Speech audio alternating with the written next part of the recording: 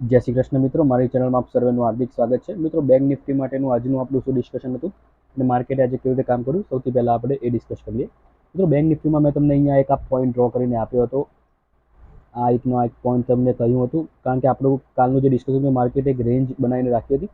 આપણું એવું ડિસ્કશન હતું કે ક્યાંક ને ક્યાંક જો માર્કેટ અહીંયા ઓપન થાય અને થોડો સમય આ રેન્જમાં આવી રીતે રહે, અથવા આઈધર ઉપરની સાઈડ અથવા તો નીચેની સાઈડ બ્રેક કરશે તો આપણને સારો એવો 400-500 પોઈન્ટનો મોમેન્ટમ કેપ્ચર કરવા મળશે. આ રીતનું આપણું ડિસ્કશન હતું. અહીંયા તમે મિત્રો જોશો કે માર્કેટ આજનું જે ઓપનિંગ છે એનું માર્કેટ ઓપન થયું એના ઓલ ટાઈમ હાઈ ઉપર. અહીંયા આપણે એક વખત આ લાઈન ડ્રો કરી દઈએ. માર્કેટ ઓપન થયું એના ઓલ ટાઈમ હાઈ ઉપર. અહીંયા માર્કેટ ઓલ ટાઈમ હાઈ લગાવીને પછી ઇમિડિયેટલી માર્કેટ જે આપણી રેન્જ બનાવી હતી આ રેન્જની અંદર માર્કેટ આવી ગયું. અને આ પોઈન્ટ જે હતો, આ પોઈન્ટ આપણો જે ડિસ્કશનનો હતો 52,950. 52,950ની નીચે મેં તમને પી લેવાનું કીધું હતું ને ટાર્ગેટ મેં તમને ખૂબ જ મોટા આવ્યા હતા. લગભગ મેં તમને ટાર્ગેટ 52,480 અને 52,170 સુધીના ટાર્ગેટ્સ મેં તમને કહ્યા હતા. બે ટાર્ગેટ મેં તમને આપ્યા હતા. માર્કેટે ડેફિનેટલી અહીંયા આપણને નિરાશ કર્યા છે. આ કેન્ડલે આ લેવલને બ્રેકઆઉટ આપ્યું. લગભગ 10:30 વાગે આ લેવલ બ્રેક થયું. માર્કેટ અહીંયાથી કંઈ ખાસ મોમેન્ટ આપ્યું ને 52,815નો લો લગાવે એટલે કંઈક ને કંઈક 100-150 પોઈન્ટનો માર્કેટને મોમેન્ટમ આપીને પછી માર્કેટ તમે જોશો આખો દિવસ અહીંયા આ જ લેવલની આજુબાજુ અહીંયા રહ્યું. લગભગ 2 વાગ્યા સુધી આ જ રેન્જમાં રહ્યું અને પછી માર્કેટ એક ઉપરની સાઈડ બ્રેકઆઉટ આપીને ક્યાંક ને ક્યાંક ક્લોઝિંગ રાખ્યું. એટલે અહીંયા ડેફિનેટલી આપણને કોઈ મૂવ મળ્યો નહીં. અહીંયા આપણો ડેફિનેટલી એસએલ હિટ થયો હશે. જે લોકો અહીંયા 40-50-60 પોઈન્ટ લઈને નીકળી ગયા છે એમને થોડો ઘણો પ્રોફિટ દેખાયો છે. અધરવાઇઝ જે ટાર્ગેટ્સ માટે બેઠા હશે એમને ડેફિનેટલી આજે નિરાશા મળી હશે. બીજી વસ્તુ તમને એક મિત્રો ધ્યાન દોરવા માંગીશ કે લાઈવ માર્કેટમાં તમે જોશો, લાઈવ માર્કેટમાં બી તમે કેવી રીતે પેટર્ન કોઈ આઈડેન્ટિફાઈ કરી શકો છો. તો અહીંયા તમે જોશો મિત્રો, માર્કેટ અહીંયા આ ઓપન થયું, અહીંયા ફર્સ્ટ કેન્ડલનું આ ક્લોઝિંગ આપ્યું, સેકન્ડ કેન્ડલ અહીંયાની નીચે નીકળી પણ ઇમિડિયેટલી માર્કેટ રિવર્સ થઈ ગઈ. પછી તમે જોશો માર્કેટે અહીંયા એક ટ્રેન્ડ લાઇન સપોર્ટ બનાવ્યો હતો. અહીંયા તમે જો એક ટ્રેન્ડ લાઇન ડ્રો કરશો તો આવી રીતે માર્કેટે એક ટ્રેન્ડ લાઇન સપોર્ટ બનાવ્યો હતો. તો લાઈવ માર્કેટમાં બી તમે આવી રીતના ટ્રેડ આઈડેન્ટિફાઈ કરી શકો છો. જેવું અહીંયા જો માર્કેટ લગભગ અહીંયા ખાસો ટાઈમ આ ટ્રેન્ડ લાઇનને સપોર્ટ લેતું હતું. પછી જેવું માર્કેટે ટ્રેન્ડ લાઇનને બ્રેક કર્યું અહીંયા તમને એક મોટો ફોલ જોવા મળ્યો. આ ટ્રેડ લાઈવ માર્કેટનો ટ્રેડ છે. આ આપણે આગલા દિવસે આવું પ્રિડિક્ટ ના કરી શકીએ. લાઈવ માર્કેટમાં તમે આવી રીતના કોઈ પેટર્ન આઈડેન્ટિફાઈ કરીને જે તમે ટ્રેડ લો તેમાં માર્કેટ તમને સારું રિસ્ક ટુ રિવોર્ડ અહીંયા આપે છે. અહીંયા રિસ્ક ટુ રિવોર્ડ તમે જોવા જશો કે અહીંયા તમે જોશો આ કેન્ડલનું જેટલી હાઇટ છે એટલી ને એટલી હાઇટ જ્યારે આ તોડે છે એટલી ને એટલી હાઇટ અહીંયા માર્કેટ બનાવે છે. આ એક પેટર્ન છે. તો જેટલા પોઈન્ટ્સની આ કેન્ડલ હતી, આ જે મૂવ હતો એટલો ને એટલો મૂવ માર્કેટ અહીંયા આપી દીધો.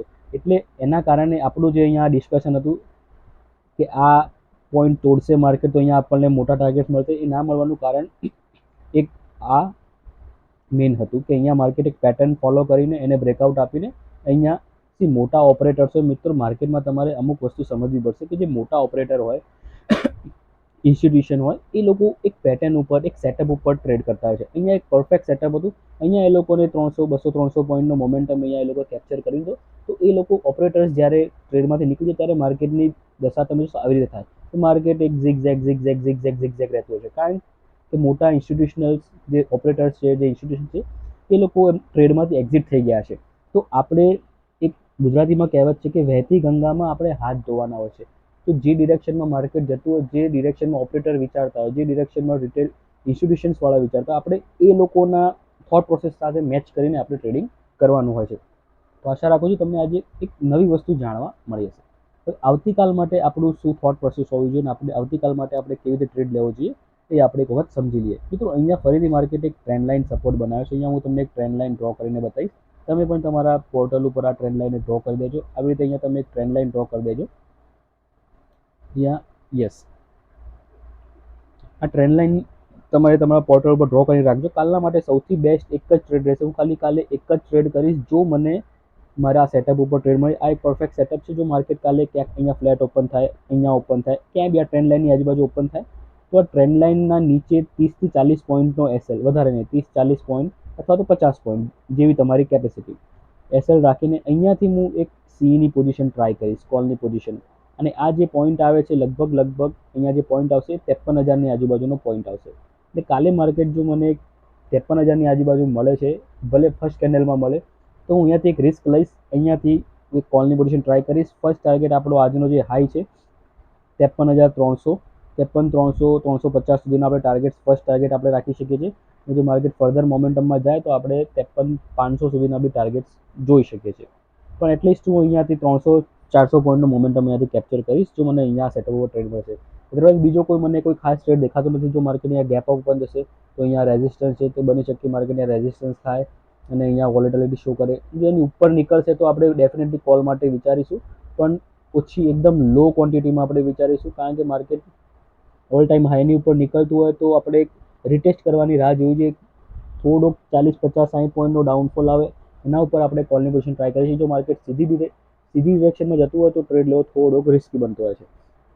અથવા તો જો મોટું ગેપ ડાઉન ઓપન થાય છે, આ ટ્રેન્ડ લાઈન નીચે ઓપન થાય છે, તો અહીંયા આ સપોર્ટ છે, તો નીચે સપોર્ટ ઘણા બધા છે, તો માર્કેટ ક્યાંથી રિવર્સ થશે એ આપણને આઈડિયા નહીં આવે. તો સૌથી બેસ્ટ કે આપણને આ પોઈન્ટની નજીક મળે તો અહીંયાથી આપણે કોલની પોઝિશન ટ્રાય કરી શકીએ છીએ.